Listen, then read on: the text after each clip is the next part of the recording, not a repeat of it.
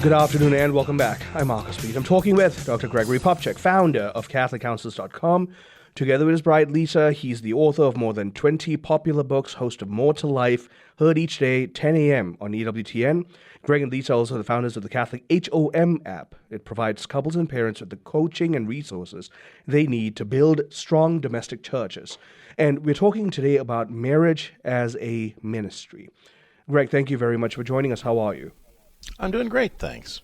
I'm always glad to be able to reconnect with you. I want to open by talking about, I guess, the elephant in the room when it comes to this conversation, which is, I think we believe that marriage is just one of those things you do, probably a bit of a rite of passage for different individuals in their state of life, but to think of it as a ministry is a very intentional Catholic way of looking at it.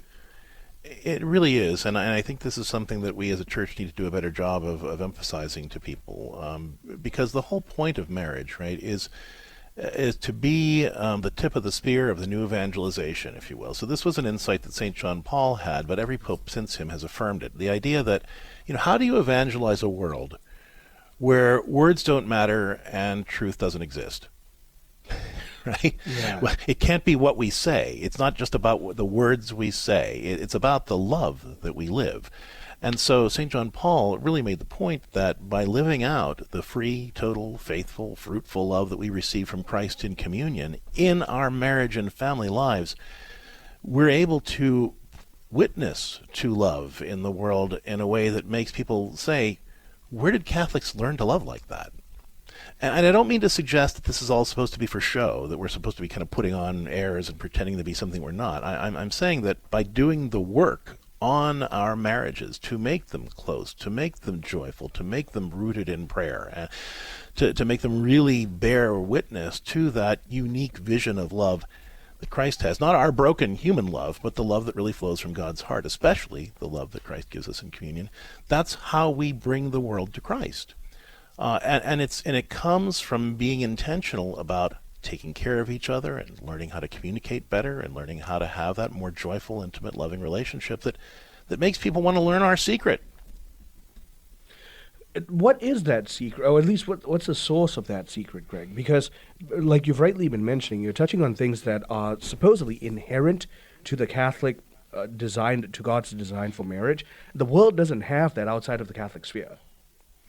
No, and as you pointed out in the introduction, I think a lot of Catholics miss that too. But I think it all starts with recognizing that, the Catholic vision of marriage is about discipleship, right? So when we get married in the church, we don't write our own vows because as Catholics we don't get to set the terms for our own relationship. We're saying that we're apprenticing the Catholic vision of love, which was given to us by God. I have love in my heart for this person that I'm marrying, but I don't really know how to love them in a way that's loving, especially not a way that God would want me to love them. And so I'm coming here to this place, this church, because I believe that this church has the ability to teach me what that means. And I'm going to spend the rest of my life apprenticing that vision. And so it starts with that attitude of discipleship and of learning, but then it practically speaking, it means that every day I'm praying with my spouse that God would teach us how to have the marriage that he wants us to have and use the stuff of today to help us to love each other the way he loves us,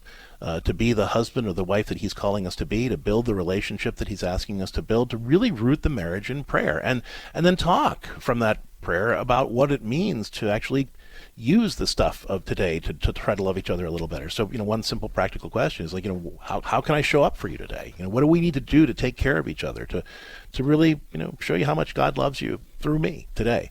And by really reflecting on that, praying about it, making that kind of be the centerpiece of what guides our relationship, whatever we're going through, our marriage doesn't have to be perfect to do this work that we're talking about, to be a ministry. It just has to be rooted in that prayer and discernment and that intentionality of living out God's love as opposed to our broken human love, whatever that means specifically for our relationship. You highlighted something really crucial about apprenticing ourselves, basically putting ourselves at the feet of the church in Christ for the rest of our lives, because we really ought to be students of the sacrament in that sense. If I may utilize that analogy, can you please speak into that? Yeah, so let's go back to the Beatitudes, right? So the very first Beatitude, blessed are those who are poor in spirit. Basically what that means, I think, on a practical level is we need to recognize that none of us know what we're doing, especially when it comes to love. To say that I'm poor in spirit means that, my ideas about love may or may not be loving. But they may or may not reflect the way Christ wants me to love. But I recognize that as a Christian, I'm first called to surrender my preconceptions about what it means to live and love, and instead say, okay, God, teach me from scratch. I don't know anything. Show me what it means to live like you and to love like you. And that's really what it means to be a Christian disciple. And then whenever I enter into marriage, what that means is I'm taking on this vocation of marriage. And a vocational sacrament is one that specifically focuses on teaching us how to love like Christ. So holy orders is one way of loving like Christ, and marriage is another way of loving like Christ. But the point of both of those sacraments as vocations is to really do that deeper dive. And what does it mean to really love like Christ as a disciple of Christ? And so when we have that mindset at the very beginning, it's not just we're going to church so the church can stamp this relationship that we've created. We're saying, I want to learn how to love in that unique way that Christ calls me to love, so that I can share that love with my spouse and my kids and witness to that love in the world. And that's the whole point, that in that sense, marriage isn't just about companionship. It's not just because you feel lonely. If anything, it is a call to witness. It's a vocation for the sake of your sanctification, your spouse's sanctification, but also sanctification of the world. Well, that's right. And that's why I think that we really need to do more to emphasize the dignity and the power of the common priesthood of the laity. Because, we think of priesthood, we think about the ministerial priesthood, and that's a very, very important ministry in the life of the church, because that's where the common priesthood learns how to exercise its priesthood, right? By receiving the sacraments that the ministerial priesthood presides over. But it's our job in our common priesthood to consecrate the world to Christ. And that's a really important job. And we have a tendency to think that, oh no, that stuff's not important. What I do with my marriage and my family life and work and whatever, that's not building the kingdom. What builds the kingdom is the stuff I do at the parish, or the community service that I do, or this other charitable work that I do. And those things are all important. I'm not knocking that, but those things should flow from my vocation, not compete with my vocation. And unfortunately, for too many couples, it does compete, because we end up neglecting our marriage and family lives because we don't think that's important. We don't think that's part of building the kingdom, because we go out and we do the quote unquote more important ministry out there. But that's missing the point. And it's good to do those things, but it has to flow from the ministry of building that strong, loving marriage and family life that then we want to take our show on the road, as it were, and take that love that we have in our home and share it with others.